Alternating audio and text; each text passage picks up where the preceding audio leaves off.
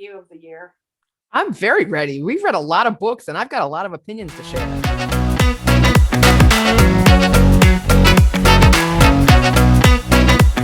Well, so speaking of conversation starters, that's actually our first category today. And I'm going to kick us off with The Big Bad Wolf in My House, which is really it's a book for a very specific situation, and that is child abuse. So you would not just pick this book up and read it to your kid. But I would give it a thumbs up for how it handles child abuse. Me too. And there's not a lot of books that do that well. Right. Okay. My first book is another thumbs up. This is a book by an illustrator and author that I quite love, by Dan Yaccarino. It's called The Longest Storm. And this is incredibly timely. It's all about a storm, which is essentially the pandemic, and all about what it's like for everyone to have to quarantine. And it's lovely. The pictures are simple and powerful, and the story is uplifting, but also helps us get through the time. So very big thumbs up. Okay, my next book is probably the most devastating book I have read in picture books in quite a long time. I know what you're going to do. And Sam did not warn me, and I was on the public desk crying. So this book is not for the faint of heart, but it is probably one of the best books dealing with a pet's death that I have ever read. And that is Longest Let's Go Boy. Oh, huge thumbs up. I had the exact same experience. I read it when I was on the public desk and I cried, and patrons thought I was strange. Big thumbs up. You know, if you have a dog that you really love in your life, maybe don't read this right away. Yeah. Or if a dog that's getting older and you want to help your kids understand what that passing is going to be like, that would be a great book for that. Beautiful book. Okay. Well, let's just swim around in the devastation a little bit longer and cover Jenny May is Sad, which is a book by Tracy Subisac. And this book is a big thumbs up for me.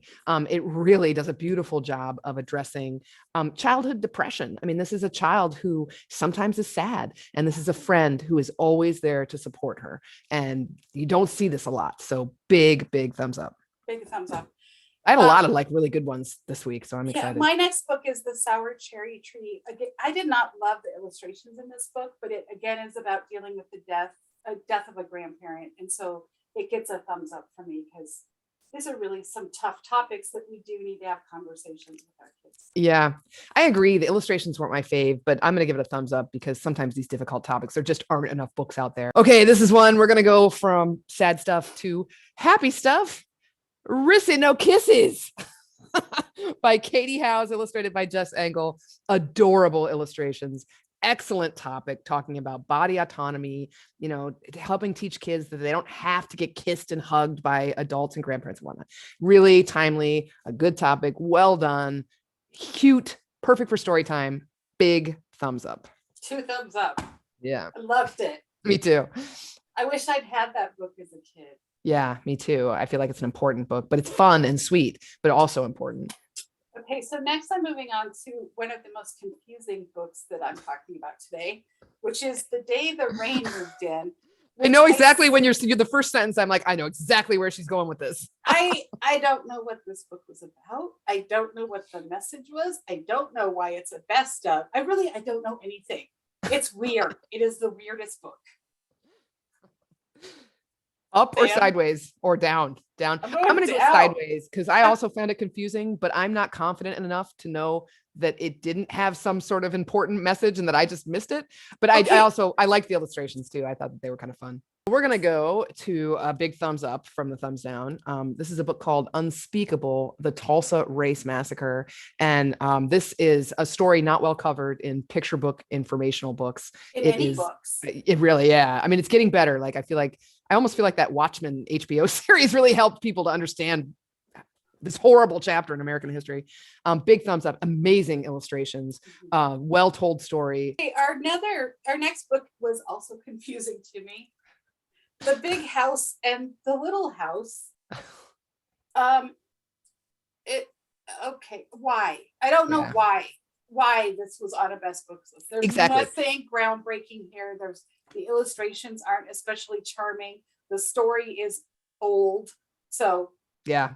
I mean, I understand why it got published. You know what I mean? Like, it's not horrible. Like, it doesn't make me want to chuck it in a fire or something, but it's not a best of. I guess I'll go down on that one too. Yeah. Cause I had the same reaction as you did. It didn't make me want to throw up, but it certainly didn't make me think any good things.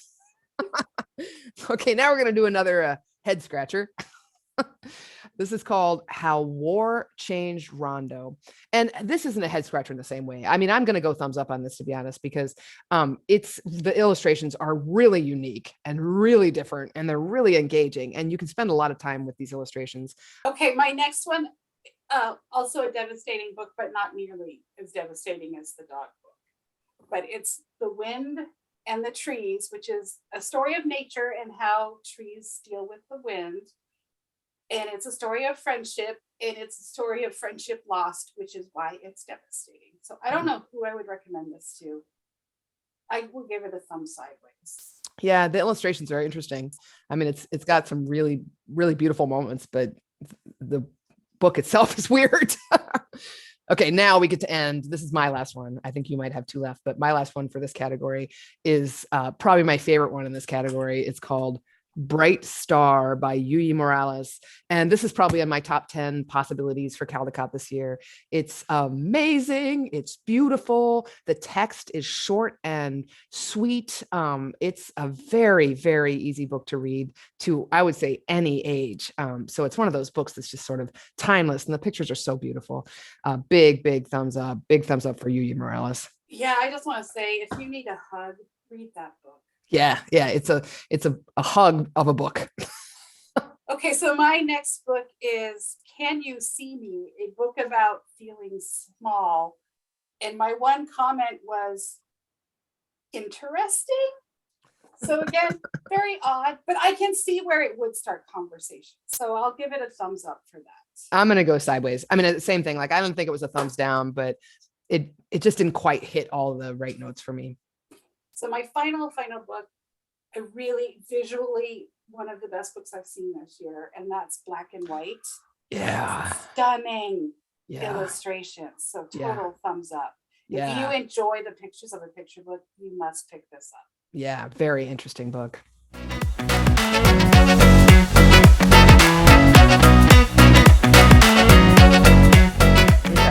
So I'm going to start with Borders, and I'm going to start with a book called Like a Dandelion, which is by Hu Voon Lee, and really charming illustrations, very cute. It is a nice story with nice pictures, so I'm going to give it a thumbs up. But this is one of those books where I feel like it's not one of the best books of the year. It's not super unique. It's very sweet, and it's got really cute pictures. So I'll go thumbs up with sort of a caveat. Okay, my first book I loved, and that is When Lola Visits. So it's about a girl whose grandmother visits during the summer and all of the things they do together. And it is utterly charming. It made me remember spending time with both of my grandmothers, and total thumbs up. Is that the book with all the smells? Yeah. It's so interesting how like almost that whole book is told through smell. And it was charming and very interesting and uniquely told. Big thumbs up from me. Okay, my next book in the border category is appropriately My Two Border Towns. This is definitely appropriate to the category. It's got cute illustrations, and it is a solid story. It is not my favorite in this category, so I will give it a thumb sideways, edging a little bit toward up. I'm going to go up just because I think the refugee crisis is so difficult to explain to kiddos, and I think that broaches it pretty well. So more books that we have to cover that. Yeah, I think that's fair. I'll shift to up. Okay. You've convinced me. Okay, so my next book, which was my favorite in this category, is The Big Bathhouse, which both Sam and I just love. It's the story of communal bathing. It's so body positive and affirmative. My one issue, I didn't love the illustrations, and I wanted to love the illustrations because this was on every best book list of the year. And I don't know. I didn't feel the illustrations, but I would still give this a total thumbs up just because of the topic. Yeah, big thumbs up from me too. And the illustrations weren't as much of an issue for me because of the fact that it deals with so much body positivity. Like, I was just so blown away by how unique and wonderful and uplifting that message was. To see women's bodies without them being treated like there's anything shameful about them was amazing. And for me, not a one looked like a Barbie. No, not at all. And there was no shame. It was really beautiful. Okay, my last one is also my favorite in this category, and my favorite in this category by a lot. This one is called Wishes. And oh my goodness, like, this is beautiful. It's all about a refugee experience, but it's all about the world trying to help these refugees. If the wind wishes it could blow more gently, and the sea wishes it could, it's like all these beautiful wishes just to try to help these refugees get to someplace safe. It's beautiful. It might make you cry. It's the kind that I wish I had posters of all of these artworks hanging all around my house, because it's just that beautiful. So big thumbs up. This is written by Muan T. Van, and it's illustrated by Victor Nagai. I'm probably saying those wrong, but it is an amazing and beautiful book. Big thumbs up. That's one of the books I think they loved, so they made a category around it. I think you're right, because the other ones, not quite as awesome.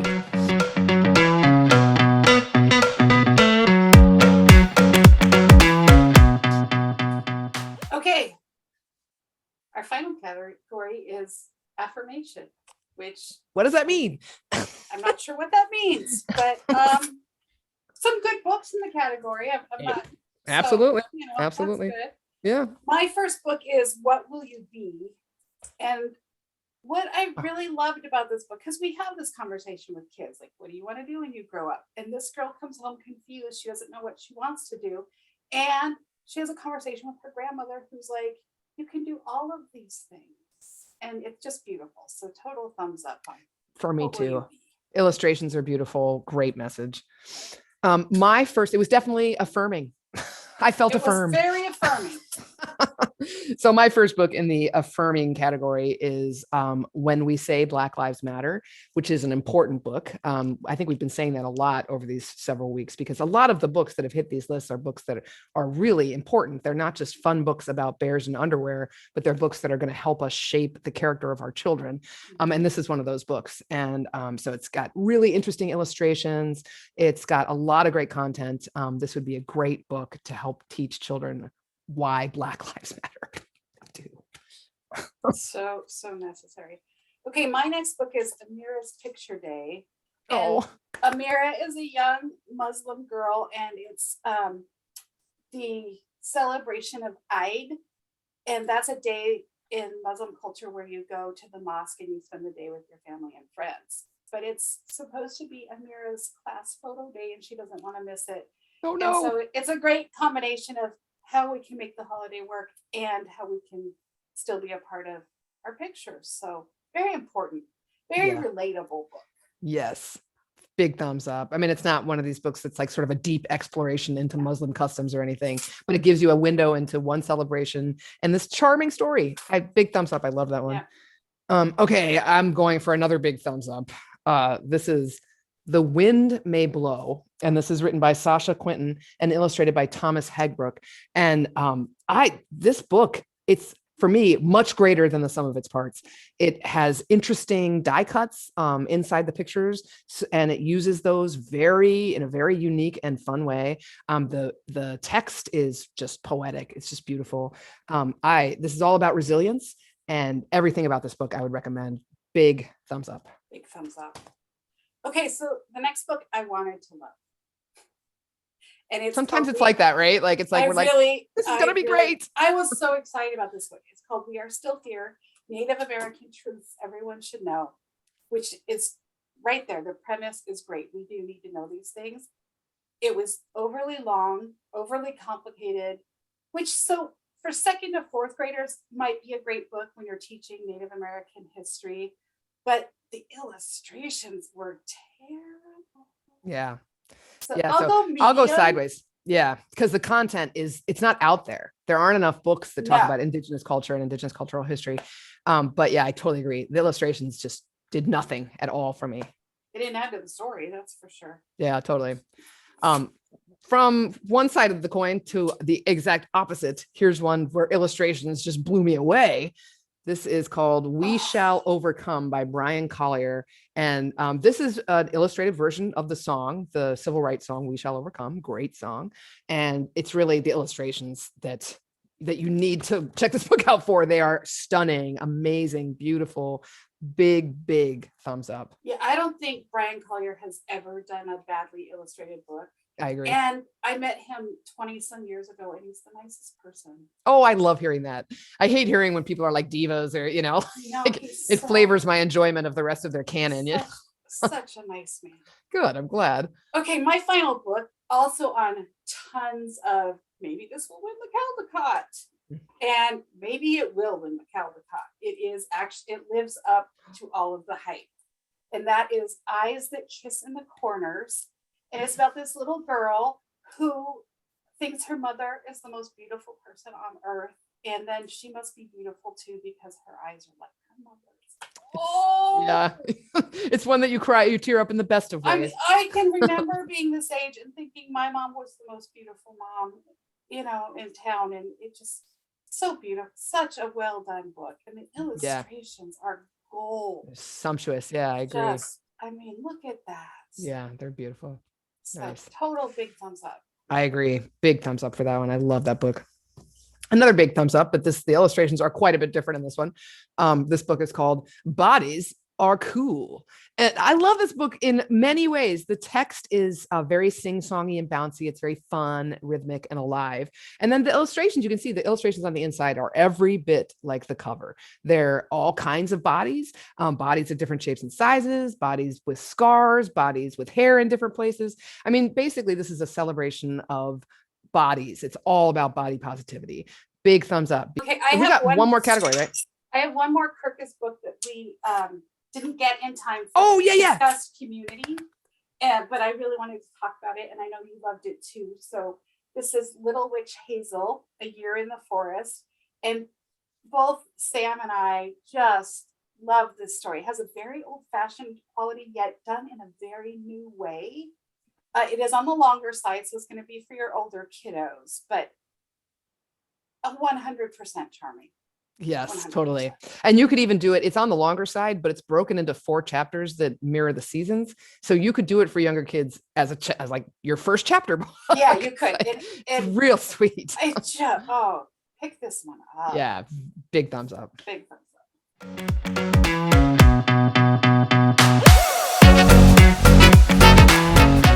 Okay, well, now we've got one last category, and our reviews of all of the best books of 2021 will come to an end. Our last category is NPR, so National Public Radio, and the New York Public Library.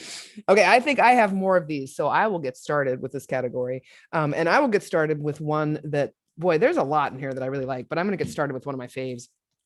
This is called It Fell from the Sky.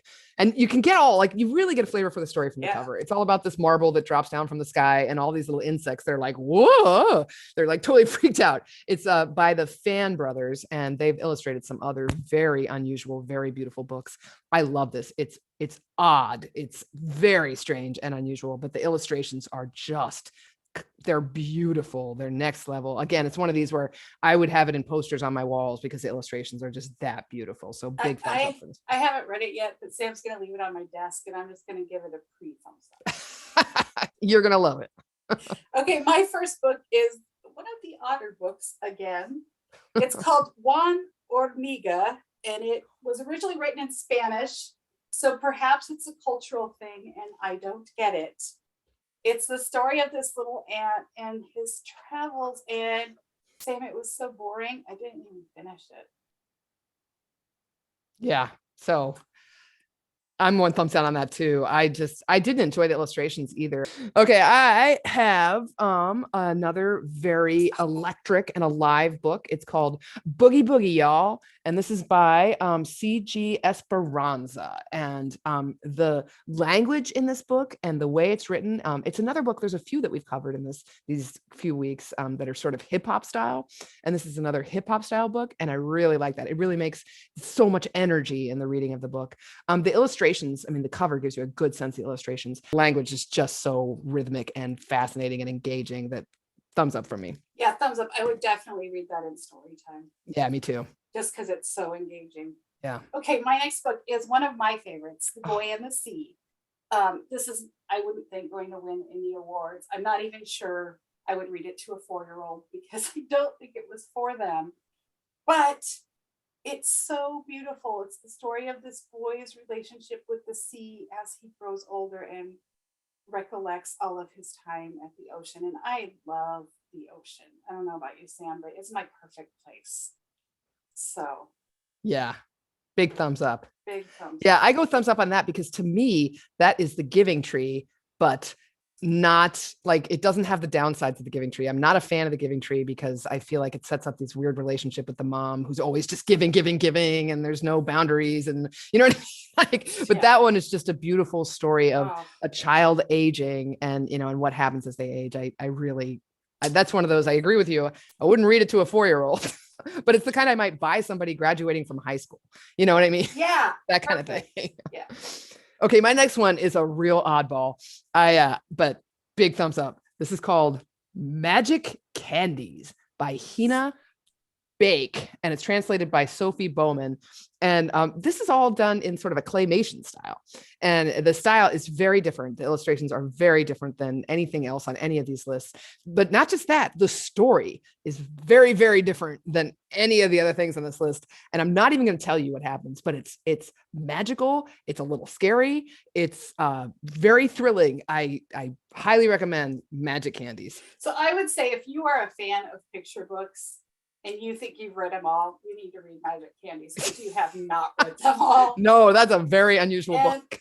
And I'm going to go sideways, maybe slightly veering up, but it wasn't my favorite. But I'm glad I read it. See, I didn't like it at first. Like, I was ready to not like it because the illustrations just it wasn't my thing.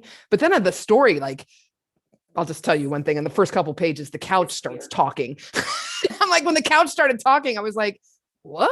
And then like I couldn't stop what I was doing. I had to finish, reading it because I was so engaged. I just had to keep reading it. So that's why I go big thumbs up on that one. Okay, my next book is Lala's Words, which I loved every page of this. It's about a little girl who talks to plants, and because she talks to plants, they grow. And the use of color in this book it harkens back to Olivia by Ian Falconer, which is one of my all-time favorite books. It's one color, two colors among black and white. Big thumbs up, Lala's. Yeah. Great message, great illustrations. Big thumbs up for me too. Especially you get to like the last couple pages and there's so much green on the pages. It's like, it also harkens back to Maurice Sendak and the way he would draw you in by increasing the amount of illustration on the page and whatnot. I love that book.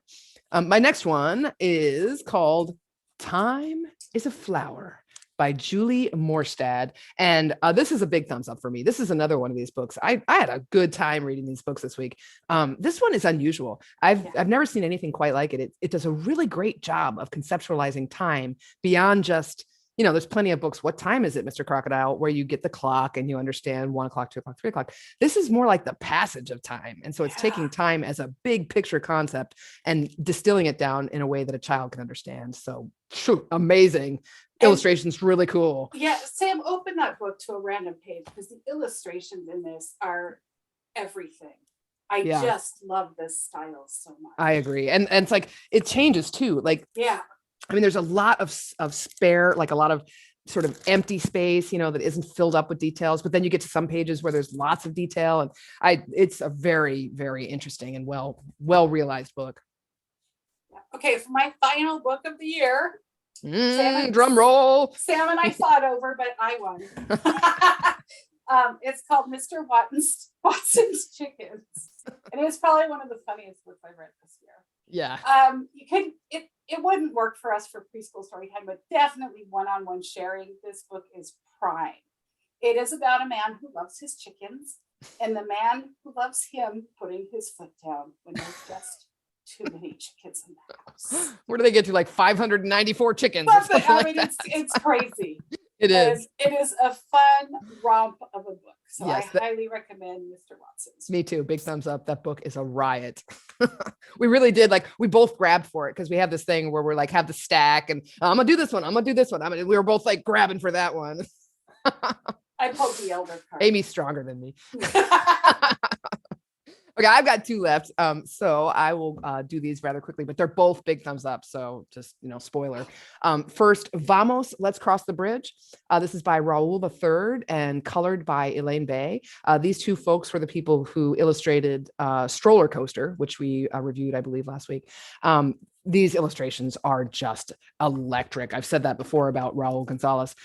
They're so detailed, not a storytime book. I mean, this is a book that you want to sit down and pore over. So I would check this book out, get ready to sit down for 20 minutes with your kid, looking at all the details in this. It's amazing.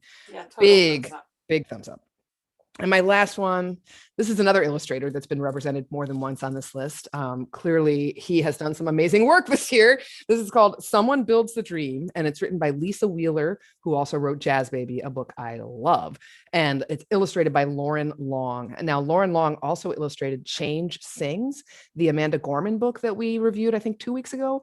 Both of these books are beautiful and amazing. The illustrations are next level. And this book is just so interesting because often we talk about it. What it talks about is like the architect plans the building and blah, blah, blah.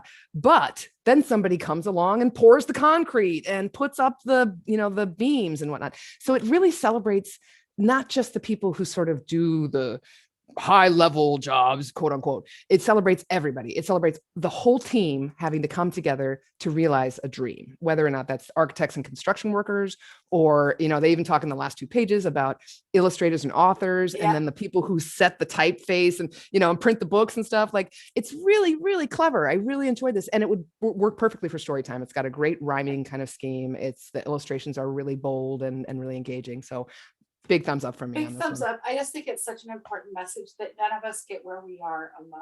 There is always a team behind us helping us. Totally. And then, there's 2 messages there that I really like. That one, and the fact that so often, we'll celebrate like construction sites, but often we celebrate the scientists and the architects and here we're like, it isn't just scientists and architects. It takes all of us, let's celebrate the people who are setting the typeface in this book that you're reading, you know what I mean? Because their job is important too. Right. Because like some people created the vaccine, but other people had to manufacture it. Other people had to ship it out. Other people gave us the vaccine. Had to stick it in your arm. Exactly. It wasn't one person. It's not just the scientist. Let's just thank everybody. Yes. All right. That's 2021 in a nutshell of great picture books and a few duds. And we'll see you next week for story time, but next year for picture books. A new series.